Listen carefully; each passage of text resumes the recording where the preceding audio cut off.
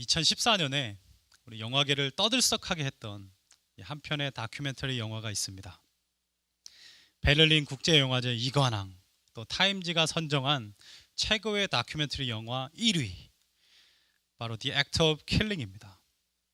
한국에 개봉될 때에는 이 타이틀을 그대로 번역하면 학살 혹은 살인과 같은 좀 끔찍한 영화 제목이 되기 때문에 그냥 영어 발음 그대로 제목으로 사용했습니다. 이 영화는 1965년부터 1966년까지 인도네시아 수하르토 정권에서 대대적인 숙청 작업을 벌인 것을 배경으로 하고 있습니다. 당시에 50만 명에서 100만 명의 사람이 죽임을 당했습니다. 영화 The Act of Killing을 찍기 위해서 감독이었던 이 좌슈아 오펜하이머가 인도네시아를 방문합니다. 당연히 당시의 숙청의 주체들이 정권을 잡고 있기 때문에 이 영화 촬영은 쉽지가 않았습니다. 그래서 오펜하이머 감독이 자칭 영웅이라고 하는, 그리고 그 모든 사건의 선봉인 아누아르 콩고를 찾아가서 당신을 위한 영화를 만들 테니 꼭 좀 협조해달라고 요청을 하게 됩니다. 근데 이 아누아르 콩고가 평소에 굉장히 할리우드를 동경하고 있었기 때문에 흔쾌히 허락합니다. 그리고 본인이 직접 메가폰을 들고 당시에 학살의 핵심 인물이었던 사람들을 다 직접 모아서 이렇게 말합니다. 우리들의 멋진 역사를 우리 후손에게 알려둘 수 있는 절호의 기회다. 어떻게 악해도 이렇게 악할 수 있을까요? 지금 자신이 저지른 일에 대해서 전혀 깨닫지 못하고 있습니다. 자기가 사람을 어떻게 고문했는지, 어떻게 살인했는지 그 영화에서 자신이 직접 적나라하게 다 다시 재현을 하고 있어요. 이 영화 중간중간을 보면은 너무나도 아름다운 그 인도네시아의 자연이 등장합니다. 아름다운 음악 속에서 이 아름다운 여인들과 함께 춤추고 있는 장면이 나오는데 이 역설적인 장면 도저히 매칭이 되지가 않습니다. 그리고 그 중에서도 가장 충격스러웠던 장면은 이 아누아르 콩고가 자신의 손자들과 함께 등장하는 장면입니다. 그렇게 잔인했던 자, 폭력적이었던 사람이 너무나도 평범한 거예요. 착하게 보이기까지 하는 그저 작은 한 노인에 불과했습니다. The Act of Killing은 우리가 눈으로 보는 이 악과 선에 혼동을 줍니다. 도대체 무엇이 악일까요? 성경은 이 죄를 악과 함께 써서 죄악이라는 단어를 씁니다. 그렇다면 이 죄는 도대체 무엇이란 말입니까? 죄는 상황에 따라서 변하는 것일까요? 아누아르 콩고가 젊은 시절에는 굉장히 죄악됐다가 노인이 되면 다시 선해지는 것처럼 이 죄도 그럴 수 있는 것입니까? 아니면 변하지 않는 절대적인 것입니까? 성경은 이 죄의 문제를 결코 쉽게 간과하지 않습니다. 우리가 믿는 복음은 근본적으로 죄의 싹은 사망이라, 죽게 된 우리를 구원한다라는 이 중심 메시지를 가지고 있어요. 때로는 우리가 이 구원에만 너무 강조를 두기 때문에 인간의 죄에 대해서, 그 상태에 대해서 성경적인 의미를 그냥 쉽게 간과할 때가 많습니다. 그냥 죄를 어떤 단지 그냥 행위로 보는 경우도 있습니다. 그래서 죄를 지으면 이 죄인이 된다라는 세상적인 죄의 개념을 말할 때가 있어요. 그렇다면 우리가 죄를 안 지으면 죄가 없을까요? 만약 이런 세상적인 죄의 개념을 갖고 있다면 우리의 모든 관점은 철저히 죄를 선택하지 않는 것에 집중될 것입니다. 성경을 볼 때에도 선택을 잘하는 것에 초점을 맞출 거예요. 예를 들어서 다윗이 골리앗 앞에서 선택을 잘한 겁니다. 우리도 그런 선택을 해야 된다. 세상에서 성공하기 위해서는 소위 성경의 해법과 비법 등을 잘 선택해야만 한다. 그렇게 살아야 한다. 여러분, 이 모든 것들의 전제는 우리의 선택과 행위에 강조를 맞춘 겁니다. 그러나 성경은 우리가 죄를 지었기 때문에 죄인이 되는 것이 아니라 죄인이기 때문에 죄를 짓는다라고 말씀하고 있어요. 로마서 3장 9절의 말씀입니다. 선언적인 죄에 대해서 선포합니다. 유대인이나 헬라인, 저희입니다. 다 죄 아래 있다고 이미 선언하였느니라. 기록된 바 의인은 없나니 하나도 없으며 깨닫는 자도 없고 하나님을 찾는 자도 없고 다 치우쳐 무익하게 되고 선을 행하는 자도 없다니 하나도 없도다. 로마서는 인간의 죄를 말하면서 세 가지의 부정어를 계속적으로 나열합니다. No, not, none. 즉 인간은 하나님 앞에서 어떤 도덕적 선이나 올바른 행동이나 생각조차 할 수 없고 하나님을 대적하는 죄의 상태에 있다라는 것입니다. 이런 전적인 타락인 상태에 있기 때문에 우리의 모든 선택과 행동은 반드시 죄악될 수밖에 없습니다. 이것을 가리켜서 원죄라고 말합니다. Original sin 혹은 유전적인 죄라 그래요. Inherited sin. 원죄가 우리 안에 자로잡기 때문에 우리는 자범죄, 데일리 sin, 날마다 죄를 지으면서 살아갈 수밖에 없습니다. 이 원죄의 문제를 해결하지 않는 이상은 그 누구도 죄에서 자유함을 얻을 수가 없어요. 저희 집에도 잡초가 몇 개 이렇게 좀 자랐습니다. 잡초 그 줄기를 가위로 똑 자르면 어떻게 됩니까? 조금 있으면 다시 또 자라요. 얼마나 잘 자라는지 모릅니다. 근데 뿌리까지 탁 뽑으면 어떻게 돼요? 완전 죽는 거, 안 자라는 겁니다. 여러분 원죄도 똑같아요.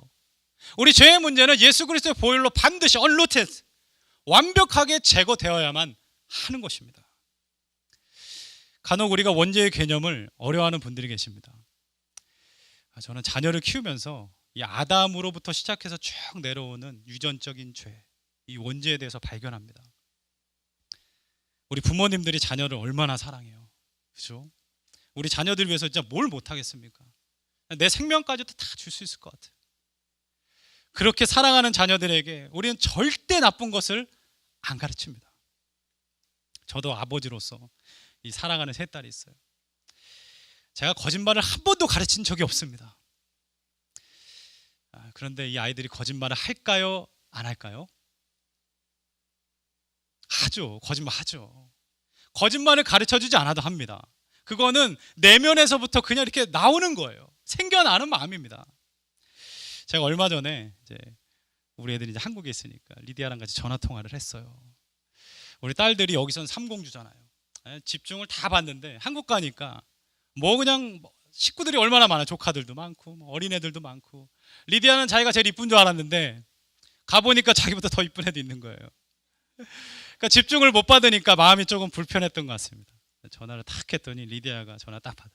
아빠 왜 전화했어? 그래서 제가 보고 싶어서 전화했지 그랬더니 딱 그 말을 듣자마자 수화기를 딱 내려놓고 그 주변에 있는 사람들한테 선포를 합니다. 아빠가 나 이뻐서 전화했대. 저는 이쁘다는 말 안 했어요. 근데 이 아이는 어떻게 해요? 자기가 듣고 싶은 말을 자기 입으로 얘기하는 겁니다. 이게 3명밖에 없는데도요 매일 뭘 주면 그렇게 싸워요. 애들이 민족과 민족이 왜 싸우는지 이해가 가요. 근데 제 마음을 굉장히 아프게 하는 말이 있습니다. 아빠 왜 맨날 나만 작은 거 줘? 나 싫어하지. 와, 이 결론. 아빠가 아무리 사랑을 쏟아도요 나를 싫어해. 이 마음의 결론, 이 적용은요 누가 가르쳐주지 않아도 그 내면에서부터 자동적으로 일어나는 겁니다. 그게 바로 원죄를 가지고 있다는 증거예요.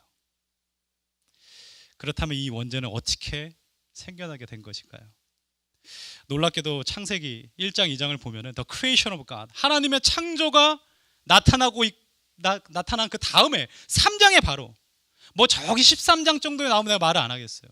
바로 3장에서 인간의 타락, 이 원죄가 어떻게 시작되었는지 성경은 말씀하고 있습니다. 이 웨인 그루뎀이라는 신학자가요 인간의 대표 아담과 하와가 원죄를 지음으로 인해서 어떠한 결과가 나타났는지 3가지로 요약을 하고 있어요. 첫 번째는 뭐냐면요 What is true? 무엇이 참인가?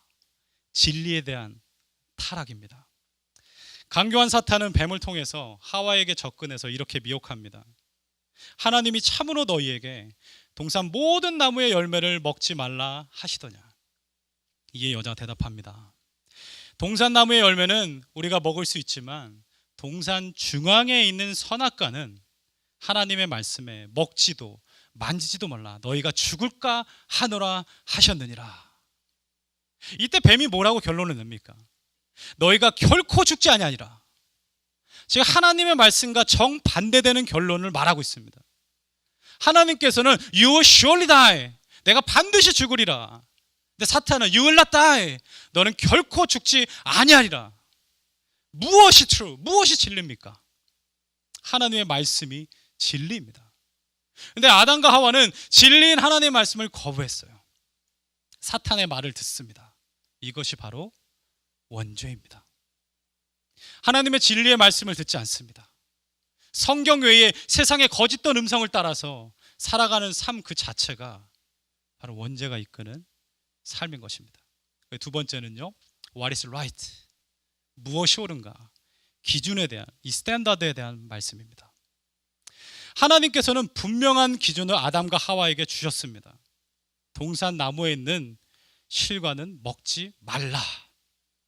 먹지 말아야 하는 이 기준이요, 옳습니다. 그런데 아담과 하와는 먹지 말아야 하는 이 스탠다드, 이 기준을 어기고 먹었습니다. 왜요? 자신들의 기준에는 먹음직하고 보암직하고 지혜롭게 할 만큼 탐스럽기 때문에. 즉 하나님의 기준보다 자신들의 독자적인 기준대로 행동하는 것입니다. 이것이 바로 원죄입니다. 하나님의 말씀의 매뉴얼, 기준에 따라 사는 것이 아닙니다. 자기 스스로 만들고 살아가요. 이 원죄 상태의 특징은 아무리 성경 말씀을 가지고 주의 뜻을 설명한다 할지라도 이미 그 마음 가운데 자신의 기준이 딱 자리 잡고 있기 때문에 순종하지 않는 특성이 있어요. 제가 켄터키에서 통역 알바를 한 적이 있었습니다. 이제 한국의 모 업체에서 에어컨 필터를 미국에 이제 수출을 한 거예요. 근데 그 기계가 잘 작동하지 않습니다. 그래서 제가 당시에 이제 학비도 제가 다 벌어야 되기 때문에 영어 실력과 관계없이 믿음으로, 그죠? 전자수첩 하나 탁 들고, 그게 그렇게 도움이 될 줄 몰랐어요. 마음 편합니다. 이게 딱 들고 가는데. 가게 됐습니다. 기계가 얼마나 큰지 여기서 시작해서 저 의자 끝에까지가 이게 그냥 기계 하나예요. 여기 첫 시작 파트에 롤러가 크게 있는데 거기다가 로우 매터리를 끄고 끼우고 기계 안으로 쭉 들어보면 기계가 그걸 주름을 접습니다. 그리고 본드를 막 발라요. 그러고 난 다음에 박스가 탁 끼워집니다. 맨 마지막에 박스가 있는데 거기에 탁 10개가 딱 채워지면 박스가 옆으로 싹 빠져요. 새로운 박스가 뚝 들어옵니다. 와, 한국이 정말 기계 잘 만듭니다. 근데 이게 자꾸 고장이 난다고 하는 거예요. 이 뭐 리턴 하려면 태평양 바다를 건너와야 되고 어떻게 합니까? 한국 지사에서 이제 공장장님과 기술자를 특파했어요. 근데 문제가 이분들이 왔는데 작동이 너무 잘 돼요. 기계가 뭔가 안 되는 걸 봐야지 이걸 뭘 고치는데 작동이 너무 잘 되니까 막 미국 매니저가 막 답답해하는 거 막 It's amazing 막 이러면서 이거 한국 사람들이 오니까 이 한국 기계라고 말 잘 듣는다고 막 하면서, 그죠? 기계를 막 발로 툭툭 차고 그래요. 그러면서 그 매니저가 한마디 툭 뱉었는데요. 그게 제 마음 가운데 딱 와닿았어요. 왜 이 공장에만 들어오면 모든 기계가 말썽이야? 이 말을 딱 듣고 제가 주변을 이렇게 보니까 기계들이 막 많은 겁니다. 똑같은 기계인데 이렇게 옆으로 치워놓은 거죠. 이제 한국 기계의 차례인 거예요. 며칠 동안 관찰을 쭉 했습니다. 그런데 이 머신이 문제가 아니라 그 매니저가 문제입니다. 매뉴얼대로 기계를 작동시키지 않아요. 이 스탠다드 기준대로 작동을 시키지 않으니까 전원도 여기 1, 2, 3, 4 이렇게 키라 그러니까 1, 2, 3, 4 키는 게 아니라 2번, 1번, 3번, 4번을 킵니다. 그러니까 본드 내려오는 게 먼저 켜지니까 어떻게 해요? 본드가 몇 방울 떨어지면 그 매터리를 가다 거기에 딱 그냥 껴가지고 스톡되는 겁니다. 한국에서 오신 분들은 매뉴얼대로 그대로 작동을 시킬 것 같아요. 잘 움직이는 거죠. 매뉴얼대로 기준 삼지 않으면 인생이 오작동됩니다. 우리 옆에 있는 분들과 이렇게 인사할까요? 성경 매뉴얼대로 삽시다. 성경 매뉴얼대로 삽시다. 말씀의 매뉴얼을 따라 살면 문제가 생기지 않습니다. 하나님께서 창조하신 그 섭리대로 주의 말씀대로 순종하면서 살면 하나님께서 큰 형통의 축복을 내려주실 것을 믿습니다. 우리 마지막 세 번째는 뭐냐면 Who am I? 나는 누구인가? 원죄는 우리의 정체성을 파괴합니다. 뱀은 여자를 유혹하는 마지막 말에 이것을 강조합니다. 너희가 하나님 같이 될 것이다. 즉 아담과 하와가 피조물로서 창조주 하나님을 예배해야 되는데 자신들 스스로 하나님이 되고자 하는 마음을 그 마음 가운데 갖는 것, 그것이 바로 원죄입니다. 내가 누구인지 몰라요. 피조물인 것을 잊어버리는 겁니다. 하나님 자리에 내가 앉아 있습니다. 오늘날 예수님을 믿지 않는 분들의 그 영적인 중심을 보면 결국에는 이겁니다. 나 자신 스스로 주인 되고 싶어 하는 거예요. 나 자신 스스로 주인 된 내 인생을 내려놓기를 원치 않는 원죄의 본성이 있는 겁니다. 내가 하나님인 거예요. 내가 하고 싶어 하는 대로 합니다. 예수님을 주인으로 모시기를 원치 않습니다. 우리가 예수님 믿을 때에 반드시 영접 기도를 하죠. 그 내용 중에서 가장 중요한 것이 무엇입니까? 예수님을 나의 주님으로 영접합니다. 여러분, 친구로 모신 거 아니에요. 내 변호인으로 영접합니다. 아닙니다.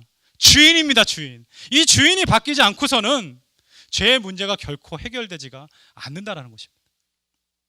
이렇게 원죄는 우리의 모든 것을 다 파괴하고 망쳐놨습니다. 무엇이 참인지 몰라요. 기준이 없어요. 내가 누군지도 몰라요. 완전히 영안이 어두워져 있으니까 그 하는 모든 행동들은 죄악이 가득한 것입니다. 이 죄라는 단어가 헬라어로 하말티아, missing the target, 관역을 벗어난다는 뜻이죠. 화살을 아무리 땡겨가지고 쏴봐야 관역에 단 하나도 맞출 수 없는 상태, 그게 바로 원죄의 상태입니다. 지금은 월드컵 기간이에요, 그죠? 평소에는 잘 안 일어나지는 그 아침도 이 축구 때문에 이렇게 딱 일어나는 분들이 혹시 계실지 모르겠어요. 얼마 전에 한국 대 스웨덴 경기가 기억나십니까? 저에게는 정말 굴욕적인 경기였어요. 왜냐하면 52년 만에 한 경기에서 유효슈팅이 제로입니다. 제로. 단 하나도 없는 경기의 이 기록을 세웠기 때문입니다. 한국이 총 슈팅 5개를 했습니다. 근데 3개는 막 수비수 발이나 몸에 이런 데 걸렸어요. 두 개는 골대 근처에도 못 갔습니다. 이 털개신 골대에 단 하나도 못 날아가요. 그것이 바로 하말티아, 죄입니다. 죄. 로마서 3장 23절, 모든 사람이 죄를 범하였음에 하나님의 영광에 이르지 못하더니. 원죄의 문제가 해결되지 않는 이상은 어떻게 해서도 하나님께서 원하시는 삶을 살 수가 없습니다. 하나님을 기쁘시게 할 수도 없어요. 하나님과 원수가 됩니다. 날마다 자범죄 지으면서 살아가다가 죽을 수밖에 없는 것이 바로 성경이 말하는 정확한 죄의 실체이며 예수 없는 인간의 정확한 모습인 겁니다. 얼마나 비참해요. 날마다 죄 속에 살다가 죄를 짓는 것을 좋아하던 싫어하던 그것에서 벗어날 수 없습니다. 죽을 수밖에 없고 심판을 맞이하게 됩니다. 우리가 겉으로 볼 때는 야, 저 사람은 정말 법 없이도 살 거야. 정말 정직하고 도덕적이구나. 야, 죄 안 짓고 살 사람이다. 그러나 인간은 누구나 반드시 죄의 결과로 죽습니다. 안 죽는 사람이 있나요? 반드시 죽습니다. 그건 무슨 말입니까? 죄의 싹슨 사망, 성경이 말하는 이 사망, 한 명도 빠짐없이 다 죽는다면 우리는 단 한 명도 빠짐없이 다 주님 앞에서 죄인인 겁니다. 반드시 예수 믿고 이 죄의 문제가 해결받아야만 한다는 거예요. 이 성경적인 죄론을 깨닫는 것이 너무나도 중요합니다. 때로는 마치 우리가 예수님을 내가 선택 잘해서 혹은 기회를 잘 봐서 역시 난 달라, 난 역시 기회를 잘 봐, 또 내가 믿는 것이라고 착각할 수가 있습니다. 근데 원죄를 가지고 있는 인간은 절대로 하나님 찾을 수가 없어요. 선에 행할 수도 없습니다. 죄인은 자신의 힘으로 하나님을 영접할 확률은 제로입니다. 제로. 이러한 선의 부재 속에서도 복음을 들었을 때에 예수님을 영접했다는 것은 무엇입니까? 그것은 철저히 하나님의 은혜인 것입니다. 여러분들은 예수님을 어떻게 영접하셨어요? 철저한 성경적인 이 죄의 인식 가운데서 와, 나 정말 가능성이 제로구나. 그 죄의 정죄감 속에서 무엇이 옳은지 기준도 없고 내가 누군지도 모르고 난 정말 상처 주기 싫은데 어디만 가면 상처를 주고받고 절망적인 나의 상태를 깨달았을 때에 예수님을 믿으셨습니까? 아니면 최소한 그런 죄의 인식은 없었다 할지라도 적어도 신앙생활하면서 성경을 배워가면 배워갈수록 예수님을 사랑하면 사랑할수록 철저한 나의 죄성을 깨닫고 와, 난 정말 거룩하신 하나님 앞에 설 수 없는 죄인이구나, 이런 것을 깨닫고 있습니까? 오늘 본문 20절을 보니까 율법이 들어와서 죄를 깨닫게 되면 죄가 더 많아진다는 거예요. 그렇지만 죄가 더한 곳에는 은혜가 더욱 넘친다라고 말씀하고 있어요. 마틴 루터가 이런 말 했습니다. The recognition of sin is beginning of salvation. 죄의 인식은 구원의 시작이다. 존 버녀는 그의 책 죄인 괴수에게 넘치는 은혜에서 자신의 죄악을 철저히 깨닫고 이렇게 외칩니다. 하나님께서 나 같은 죄인을 어떻게 하면 구원할 수 있단 말인가?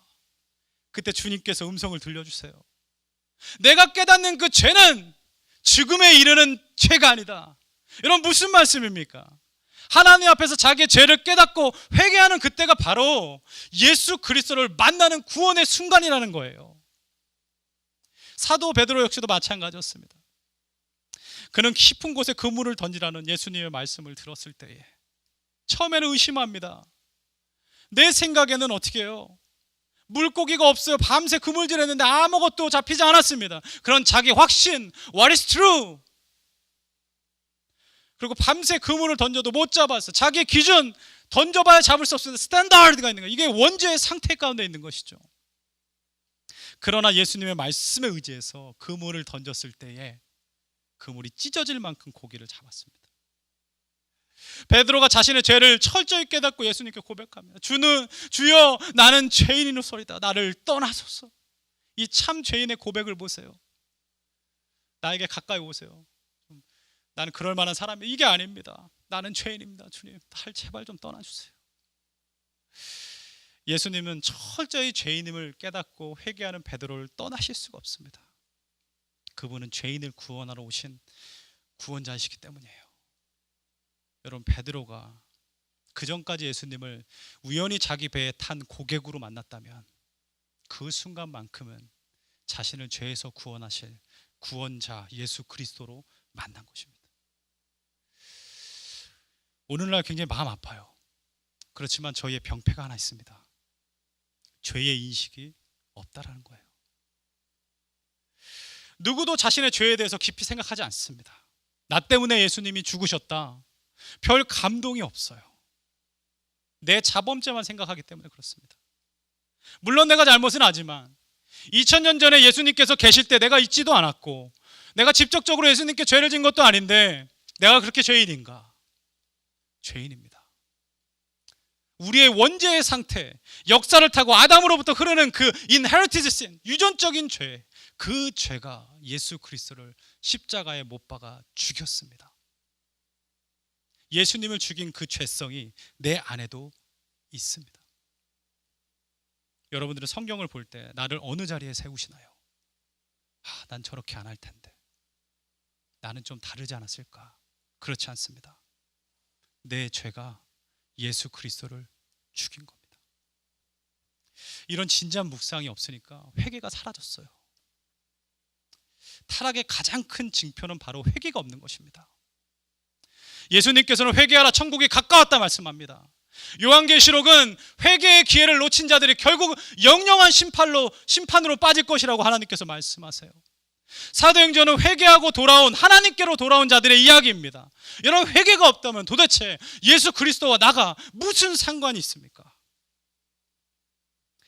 이 회개가 원어적으로 turning away, turning back, 돌아오는 것을 말합니다. 오늘날 많은 분들이 회개가 아니라 회유를 합니다. 좀 교회 좀 나와보세요. 당신 같은 사람이 필요합니다. 여러분, 전혀 그렇지 않습니다. 주님의 교회는 나 같은 죄인을 구원하신 하나님을 찬양하는 곳이에요. 이 회개가 없으니 참 예배자도 사라졌습니다. 주님 앞에서 날 구원하신 것에 감사하면서 마땅히 예배드리는 게 아니에요. 예배의 스타일을 계속적으로 찾고 음악 가운데 대중의 이 기호에 맞춰서 은혜를 만들어내려는 시도를 합니다. 이런 것들은 복음의 역사에 하나도 영향을 미치지 못합니다. 초대교회는 그런 것이 없어도 주의 능력이 충만했습니다. 오늘날에는 죄인의 행색을 하는 분들이 많지만 그때는 참 죄인의 회개가 있었기 때문입니다. 예수님은 철저히 죄의 문제를 해결하셨어요. What is true? 무엇이 진리냐? 요한복음 14장 6절 예수께서 말씀하십니다. 내가 곧 길이요 진리요 생명이라. 예수님은 우리가 잃어버린 진리 자체십니다. 예수님께서 곧 길이십니다. 나로 말미암지 않고는 아버지께로 올 자가 없느니라. 갈 자가 아닙니다. 올 자가 없느니라. 예수님은 늘 하나님과 함께 계시고 하나님 그분 자신이기 때문에 예수 그리스도께로 오는 것 자체가 진리이신 하나님을 만나는 겁니다. 진리 되신 예수님은 원죄로 말미암아 하나님의 참된 음성을 들을 수 없는 우리에게 참 목자가 되어 주셨어요. 그 말씀으로 참된 진리를 듣게 하십니다. 우리 두 번째, 무엇이 옳은가? What is right? 예수님은 또한 우리의 영원한 기준, 스탠다드가 되어 주셨습니다. 굉장히 심플해요. 예수님이라면 어떻게 하셨을까? 그것이 우리의 기준입니다. 요한복음 14장 17절을 보면 예수께서 보혜사 성령을 너희에게 보내주시겠다. 그는 진리의 영이라 그가 너희에게 모든 것을 가르치고 인도하시겠다라고 말씀하고 있습니다. 예수님을 믿는 그 순간부터 우리는 성령의 인도함을 받아 살게 되어 있습니다. 저희가 성령 안에서 기도하면 우리 가운데 이 기준이 바로 저 기준이, 이거 하면 안 되겠구나. 나로서는 생각하지 못하지만 말씀을 읽고 기도하면 그게 마음 가운데 딱 기준이 생기는 겁니다. 마지막으로 Who am I? 예수 믿는 나는 누구입니까? 요한복음 1장 12절을 보면 영접하는 자, 곧 그 이름을 믿는 자들에게는 하나님의 자녀가 되는 권세를 주셨다고 말합니다. 하나님을 믿는 자, 나는 하나님의 자녀입니다. 우리 옆에 있는 분들과 함께 고백할까요? 당신은 하나님의 자녀입니다. 이렇게 고백하겠습니다. 당신은 하나님의 자녀입니다. 오늘 본문인 로마서 5장 17절에서 21절을 보면 이 두 개를 다 비교하고 있죠. 인류의 대표 아담으로 말미암아 들어온 이 죄의 사망, 둘째 아담, 마지막 아담 예수께서 어떻게 의와 생명으로 바꾸셨는지 말씀을 하고 있어요. 우리 19절 말씀인데요, 저희가 함께 읽어보도록 하겠습니다. 시작. 한 사람이 순종하지 아니함으로 많은 사람이 죄인이 된 것 같이 한 사람이 순종하심으로 많은 사람이 의인이 되리라. 여러분, 우리는 더 이상 원죄를 지은 아담의 후손으로 유전적인 죄에 갇혀있지 않습니다. 예수 그리스도를 영접함과 동시에 아담의 후손이 아니라 하나님의 자녀가 된 겁니다. 죄의 종이 아니라 하나님의 종이 되기 때문입니다. 우리가 이제는 중요한 질문을 해야 돼요. 그렇다면 예수께서 우리를 구원하시기 위해서 무엇을 하셨습니까? 십자가에서 죽으셨습니다. 왜 하필 십자가일까요? 히브리서 9장 22절은 율법을 따라 피로써 정결하게 된다 말씀합니다. 피 흘림이 없으면 죄 사함은 없는 것입니다. 죄를 사할 수 있는 유일한 것은 피 흘림이에요. 로마서 3장 25절은 그 예수의 피로써 믿음으로 말미암는 화목제물로 하나님께서 세우셨다라고 말씀을 하고 있습니다. 신명기 21장 23절 나무에 달린 자마다 하나님께 저주를 받았다라고 선언합니다. 왜 십자가인가가 아니라 십자가가 아니면, 그 보혈의 피가 아니면 우리를 구원하실 수가 없기 때문에 십자가에서 죽으신 겁니다. 만약에 예수의 피로 우리가 깨끗함을 받지 못한다면 어떻게 될까요? 우리는 그 마지막 날 이 모든 형벌을 우리가 다 받아야만 합니다. 에베소서 1장 7절 말씀입니다. 우리는 그리스도 안에서 그의 은혜의 풍성함을 따라 그의 피로 말미암아 속량 곧 죄사함을 받았다라고 말씀하고 있어요. 우리를 죄의 죽음에서 의의 생명으로 옮겨진 것은 오직 하나님의 은혜입니다. 예수 그리스도의 피의 공로 때문입니다. 이 큰 은혜를 받고 살아가는 저희가 이제는 주님 앞에 어떻게 살아야 할까요? 아직도 나의 연약한 가운데서 복음 온전히 믿지 못하고 여전히 세 가지 타락, 진리를 모르며 성경적 기준 없고 하나님의 자녀답게 살아가지 못하는 죄의 상태에 아직도 머물고 있다면 우리는 주님 앞에 회개해야 됩니다. 오늘 본문 17절을 말씀합니다. 더욱 은혜와 의의 선물을 넘치게 받은 우리는 한 분 예수 그리스도를 통해서 생명 안에서 왕노릇한다라고 말씀하고 있는 겁니다. 왕의 자녀답게 사십시오. 진리의 말씀 위에 그 반석의 기준 위에서 성령의 인도하심을 따라 사는 하나님의 자녀가 되시길 예수님의 이름으로 축복합니다. 우리 함께 기도하겠습니다.